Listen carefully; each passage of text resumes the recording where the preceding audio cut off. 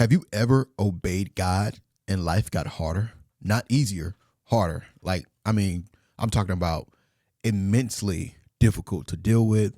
I'm talking about job issues. I'm talking about marital issues, kids going crazy. You don't understand why certain friends are acting certain ways, all because you were obedient to God. You have decided that, hey, I'm going to take God at his word. And I'm going to do some things that align with way more with what he has told me to do than what I desire to do. Well, that's where we are now in Genesis 12. Abram has left his country, left his identity. He has left his relatives. He's left what is his kindred, what he's familiar with, and he's left his father's house. He's left his comfort zone to follow God to a place that is already occupied, Canaan. It's already occupied by the Canaanites.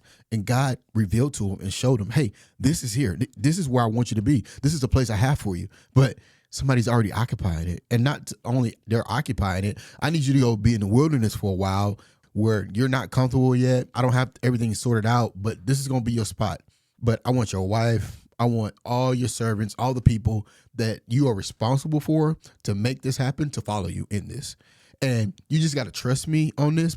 And so, of course, he does it. He steps out. Wow, but you got to understand, he steps out on a promise that God is going to bless him indeed for doing this.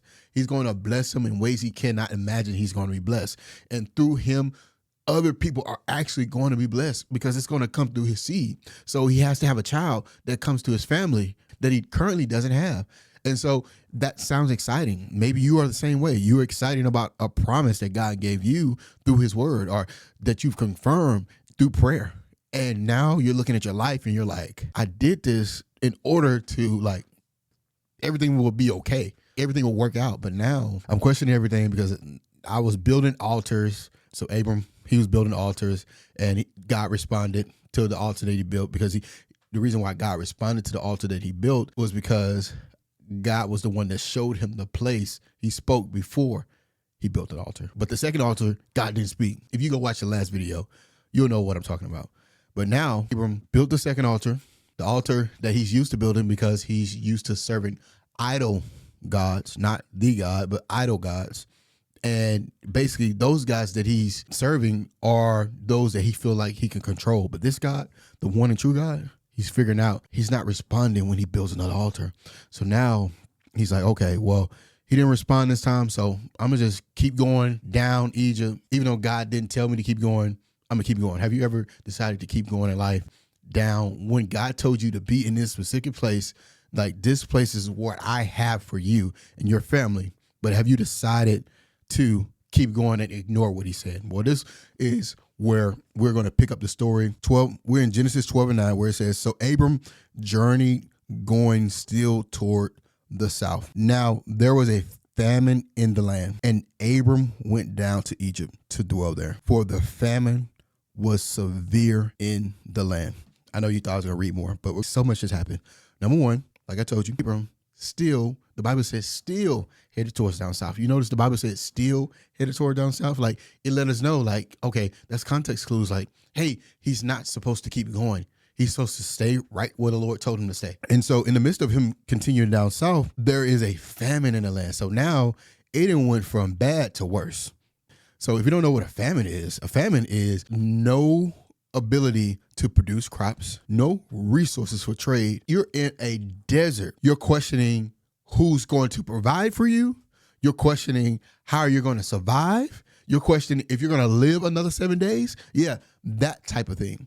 And he's experiencing that. Not only he's experiencing that, it's the other people that he is responsible for. Now, at the beginning of chapter 12, I believe about verse 6, it talks about how he took his wife with him.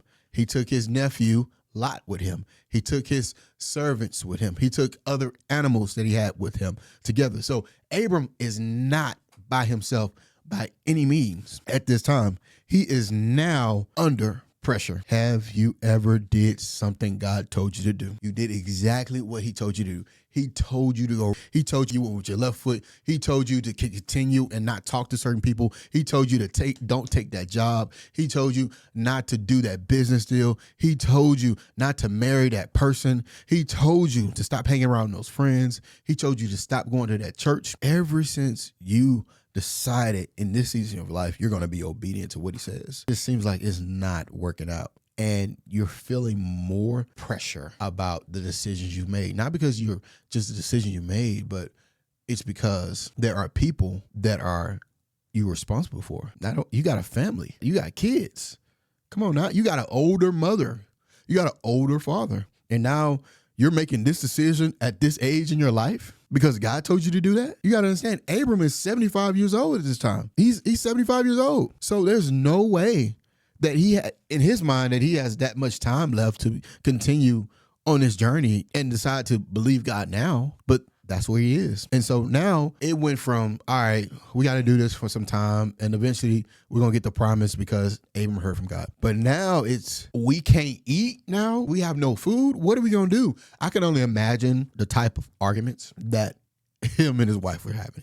I'll be honest with you. Like, you got to understand, like, that can create the type of friction that you and your wife don't know if you're going to survive. Only because you're being obedient to God. You're not doing anything wrong. You're being obedient to him. And so he has a famine, and the Bible lets us know, this is very detailed observation we got to make here, that it wasn't just a famine, it was grievous. Grievous? Now, it wasn't just a regular famine now. It's probably one of the worst famine they have seen. I'm pretty sure the Bible doesn't tell us this, but I'm pretty sure they've seen a famine before.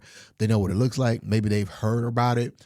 Other people go through famines, but for this one to be grievous now adds another layer of pressure. So in that pressure, I want you to picture now, Abram makes a decision to go continue down south to Egypt. I know you might be like, what is wrong with going to Egypt? Like, that sounds like a great place. That sounds like a great plan, because he went down to Egypt. Egypt has the resources, has food, has water, has everything opposite of what a famine has. So God didn't tell him to go there. And are you dealing something with life right now where you are dealing with the pressure of the decision to follow God? And maybe it was a decision that other people made that you were close to, that now you're kind of second guessing yourself because what it looks like they did, but look like what you're following isn't working. It looks like what the decision they made, like at the time, or the investment they decided to do, seems like it's working out for them. You didn't get in with them. There's been so many things in my life and many times where I didn't know God was protecting me from people, situations, things that could have got me in trouble. Could you imagine? So I just want to park that there and help you see that, because many a times when we are experiencing these type of circumstances where we believe more in what God says and other people seem like they are living the life of their dreams. Let me tell you something, how life really works. Usually when something is hard, at first it becomes easy. But typically when something seems so easy at first, it becomes hard. So it's no really two ways about it. Something that's hard is building something in you. Usually when something easy, you're going to have to encounter something on the other side that makes it hard. And so Abram is there. And so now what I want you to understand about this particular text is that Abram is a real person. He's not somebody that just, that you can imagine like, oh my God, this is, just something magical that's happening. No, he's a real person. God is walking with him. He's learning how to walk with God. He's learning how to trust God. He's learning what that looks like. But sometimes he just doesn't understand or know the voice or which way to go. Doesn't it sound like what you're experiencing? Okay, we'll keep going. Cool. So he's there and he goes down to Egypt. Egypt represents human effort. It represents life without God, you having some type of control of your life. So Abram says, you know what? I'm going to get control of the situation. I'm going to get control. I got my wife. I got my family depending on me. I got to go get control. I don't know about y'all, but this is enough. I trusted God enough to leave, but I don't know if I trust enough to stay. Like I knew to leave, but I didn't know when I left this was going to happen. Abram says that, and he deals with that. So the thing about it is, though, this pressure that Abram's feeling, it's not unique to what you're feeling. It's not unique to what you feel in your job. It's not unique to what you feel in your marriage. It's not unique what you feel being single. Yeah, I'm talking to single folk too. The pressure you feel to make a decision that's opposite or contradict what God says. So before we move into what the outcome of all this was, we need to move into what Abram was feeling. Pressure. The word that many of us feel in life today. Pressure with our future. But it's not just pressure, regular pressure. I got to help you understand that you are feeling a certain type of pressure in your life that you might not even be conveying to your family and your friends. And so, number one, the first point I want to make out is the purpose of pressure, because many of us, we don't understand that in this life we will have trouble. And so we think that just because there's pressure in life, that gives us a reason not to follow what God says. But God in his sovereignty, he knows all that. So the purpose of pressure and what Abram is sensing right now and what you and I feel right now is that one of the things we got to understand that pressure reveals what you really trust. The famine wasn't just about food. It was about trust. Abram had already heard God speak. God had already given him a promise. God had already told him where to go. But now the condition of the land that God promised is arguing against the word that God gave him. And that is what pressure does. Pressure creates a contradiction between what God says and what it looks like. God said promise, but Abram had to see famine. God said land, but Abram saw lack. God said future, but Abram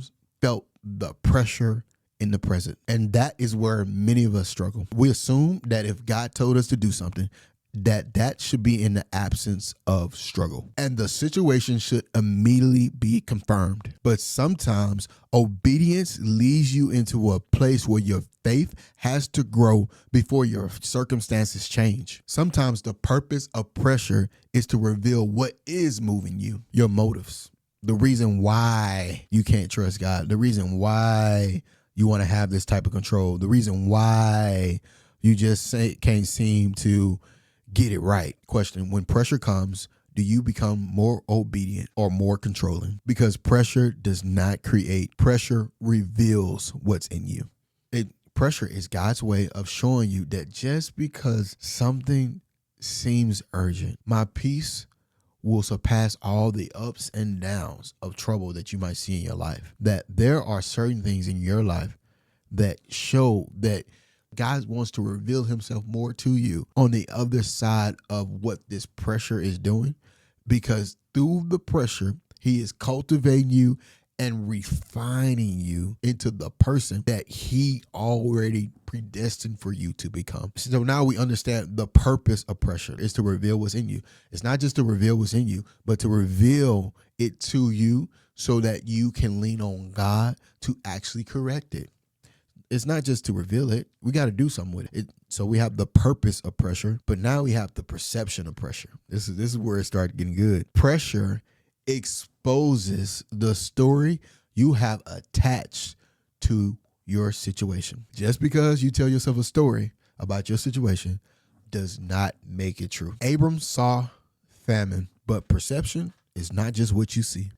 Perception is what you think what you see means. So Abram might have saw famine and said, this place, it can't sustain me. Like, there's no way. God said to be here, but there's no way this place is going to sustain me like this. Maybe God doesn't want me here now. Maybe I need to go to Egypt temporarily, just to, until this is all over, and I can get back into what God wants me to do. We can work in tandem on this thing. I ain't got to be here right now. Maybe God, he'll understand. He don't need me here like that. Like, what's the difference? And that is where the danger is. The famine was real, but the conclusion may have been wrong. Just because the place is dry, it does not mean God did not send you there. There are so many people living their lives now. They think that your life should be the absence of trouble.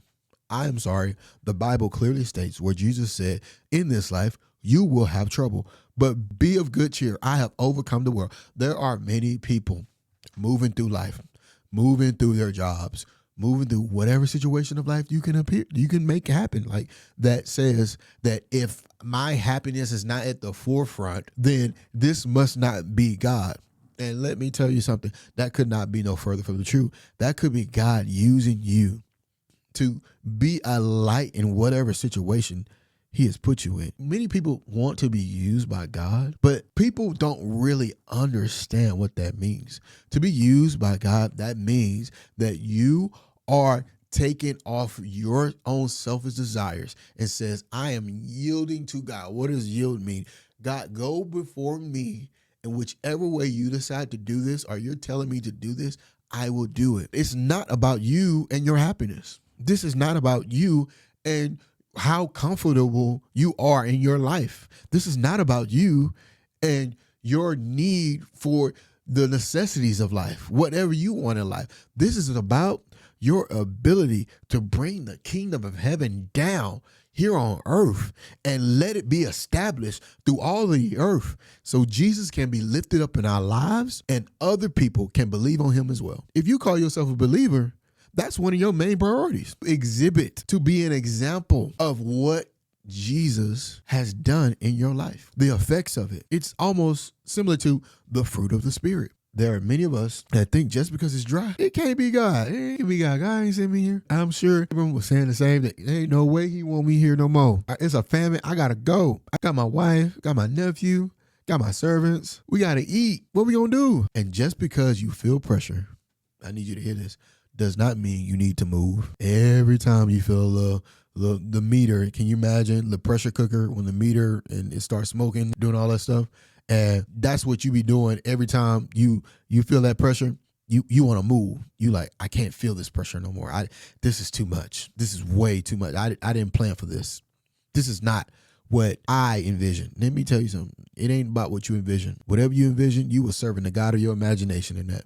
What I mean, the God of your imagination, the God that you made up in your head. The pressure that we are feeling, or you are feeling, it's because your perception is off of that pressure and what it's doing for you instead of what it's doing to you. Sometimes that pressure makes us interpret God through our past instead of through his word. I'm pretty sure Abram, this ain't the first famine he done seen or heard of. And so he started seeing famine and he probably like, listen, I ain't down with that. This ain't it, Jack. I sound old, but yeah, this ain't it. You got to remember, Abram came from a world where he responded to idols transactionally. Okay. You perform, you move, you do something to get the idols to respond. But now Abram is walking with the true God, the self-existent one. And he's saying, I'm not like the idols or the gods you came from. You do not preserve my promise just because you panicked. If I called you to a place, I know how to keep my promise to you in that place. I will sustain you. Abram is not just changing locations. God is changing Abram's framework. He's changing the frame in how he sees life. He's teaching Abram to think about it differently. There are many times God will take you to a place and take you out of a place or take you to another place because he needs you to see it like he sees it, or think about it how he thinks about it. But he can't do that in your current circumstance because some of us have victim mentalities. I have a sad story. Everybody got something. Everybody do. Everybody got something bad. We can't do nothing with that victim mentality. There is nothing. When I say nothing, I mean nothing that God cannot restore. God cannot fix. God cannot redeem. God cannot pick up. God cannot turn around. God cannot change. But I want to go one step deeper in a layer to help you understand what I mean by this so you can see yourself in this situation. Because many of us, we deal with the perception of life and how we're perceiving things. It's very interesting what happens to us. And we just think a certain way just because we think, or we think that we react to things just because we react. But I'm going to show you now through Abram how this in particular process was going in his head. And it's going to help you. I promise you. So I have this thing the Lord gave it to me called the 7P connection. It's basically what we're dealing with, what's going on spiritually in the head of a person based off their past experiences or past expectations. And I'm going to show you how this lands with Abram. What Abram perceives. So that's the first P is perceive. Abram perceives famine. He sees the famine. All right. So what happens when he perceives the famine? And then the perception of Abram was Abram interprets famine as danger. But how can he interpret something as danger? Like, it happened to him. So how can he take that and say, like, oh my God, like, okay, I interpret that as danger. Like, I saw danger. That's how he would think. But that type of thinking came from his past thinking. God is saying, like, hey, listen, when I told you that, I gave you capacity to be in that place in an area because I was going to sustain you. But now Abram went from he saw a famine, but now it's his perception is off. His perception is the famine as danger. Like this can't be where God wants me to be. There's no way this is where this is happening. But notice this, it doesn't just move through what he perceives, it moves through his perception, then it moves to his psychology. Just stay with Abram interprets famine as danger. His perception is completely off. And that's not saying that it's about what he sees now outside. It's what he sees on the inside. Now he's making up stories in his head. Now he perceives it as danger. How many times have you in your own life saw something in your life and now you have perceived it in your head, or you have told a story in your head that this is danger? I have to abort mission. Oh my God, I lost my job. Okay, what are we going to do now? I can't do this no more, Lord. You didn't tell me I was going to lose my job on this journey. No. I was going to lose all type of friends that I depended on, that I loved. You didn't tell me that. So something must be off. This is danger. Or it could have went along and said, well, I'm just going to trust God. That's where our perception, like, it depends on your past experience, really, with your perception. Because a lot of people, the reason why their perception of things are so clouded is because when they are reaching for their perception has to do with what happened to you to make you create that story in your head of what you're doing now. Because a lot of us, we choose to live in the past. We choose to let what our past experiences, whether it be good or bad, they can be good or bad. It's the same person that said, oh my God, I lost my job, I don't know what I'm going to do, could have been the same person that says, okay, I know what to do because I lost my job before, and I know, okay, I want to start a business now. That's what I'm going to do. Or I know another job I can get, or I know I can get this side hustle until I get another job. That's the difference between perceptions of where you're pulling from in the past. And we're all controlled by them. There are many people that make decisions based off of what happened to somebody else the last time. And you're telling them, I'm a totally different person. What they got to do with me? But they're pulling from their perception of their past. And so that's what Abram's doing. He pulling from perception of God. What God was like, promised you this land. Listen, if I promise you this land, the promise has to live through you. So you ain't going nowhere. And the people I told you I was going to protect, because I'm going to bless you, and then I'm going to bless the people around you as well. We got perceived. So Abram perceived. And then once he took it on as perception, is a story that he told himself.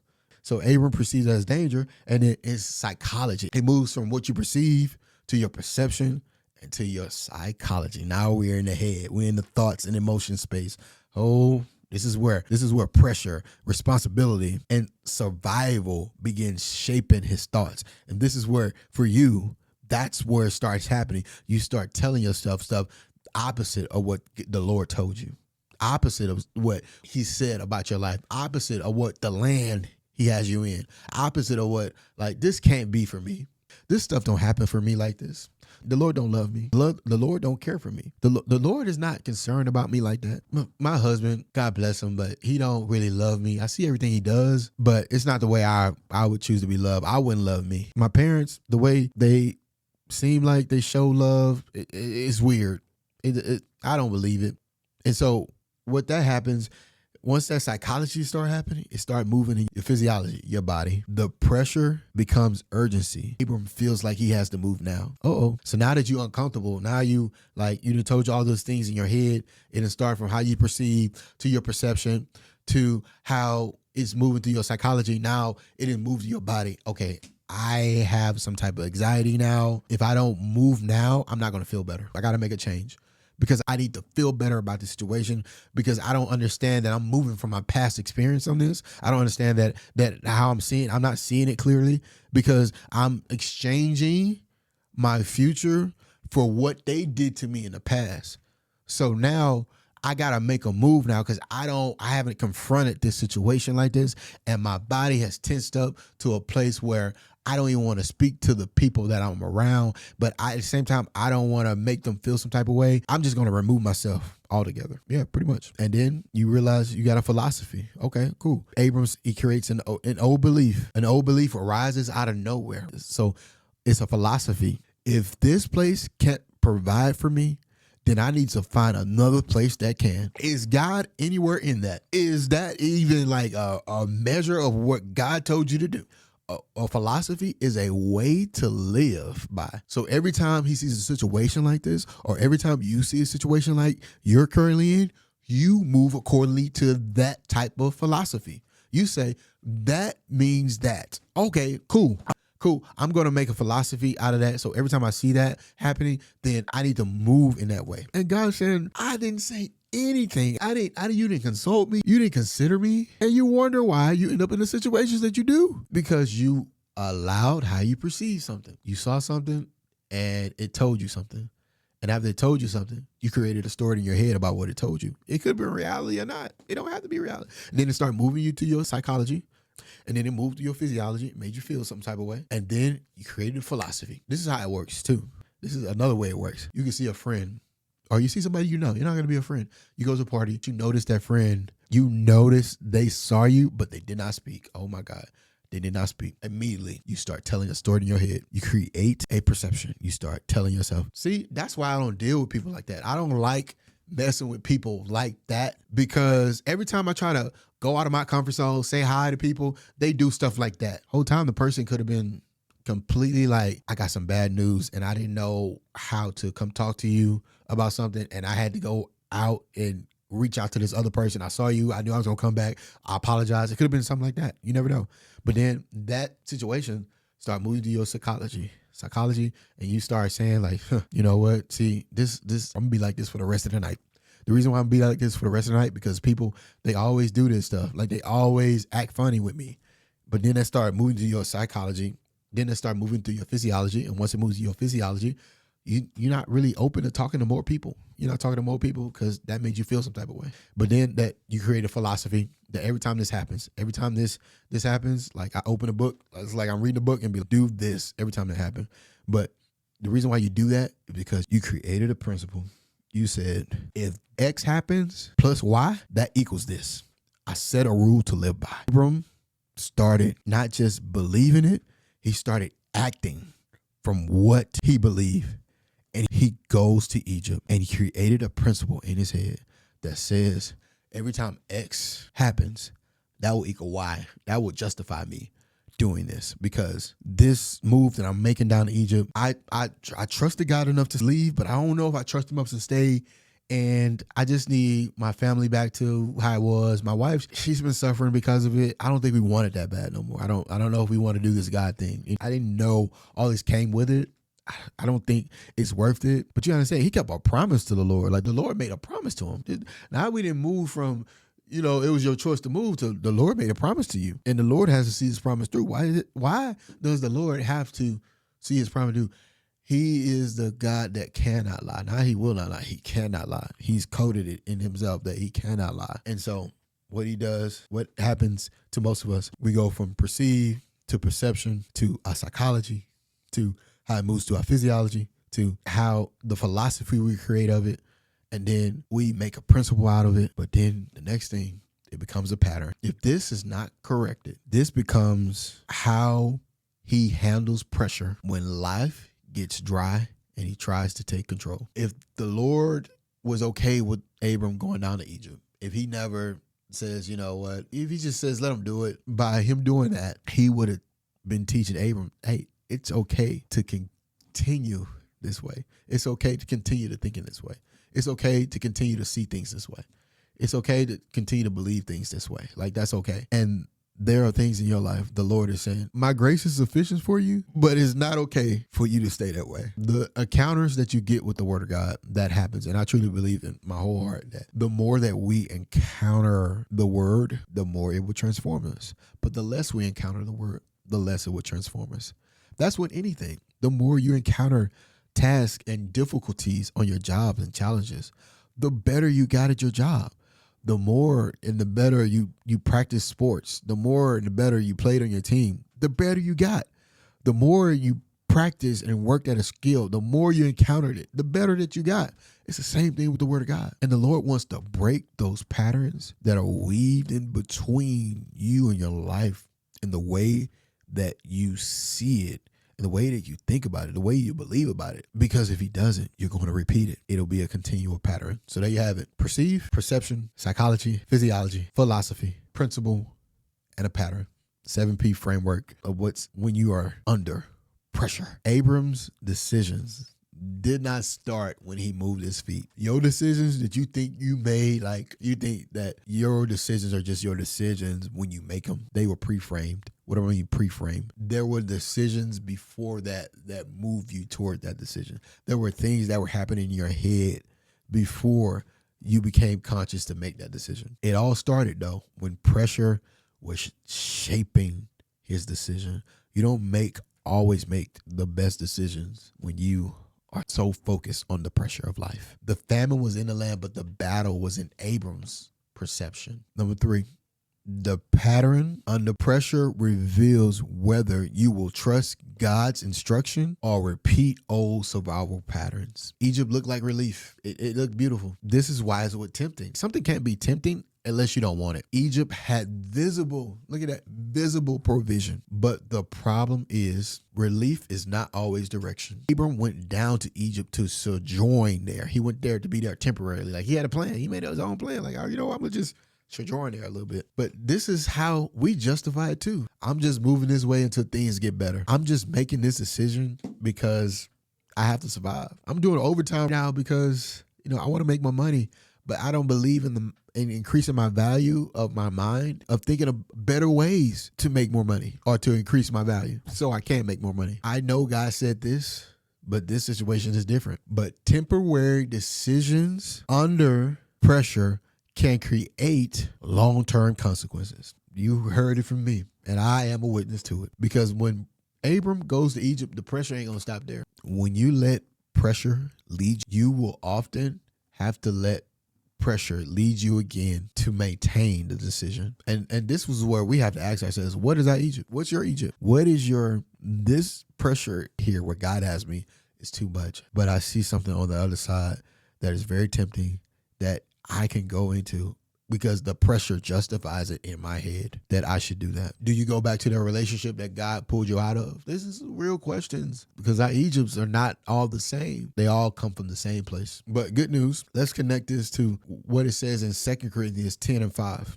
For the weapons of our warfare are not carnal, but mighty through God to the pulling down of strongholds, casting down imaginations and every high thing that exalted itself against the knowledge of God, and bringing into captivity every thought to the obedience of Christ. The famine was external, but the imagination was internal. The imagination, what Abram's imagination was saying was, God brought me here, but he may not keep me here. What I mean by keep, protect, provide, have provision for. And if God brought you through something, if God told you to do something, if God led you to go somewhere, he will provide for you. I am a witness myself.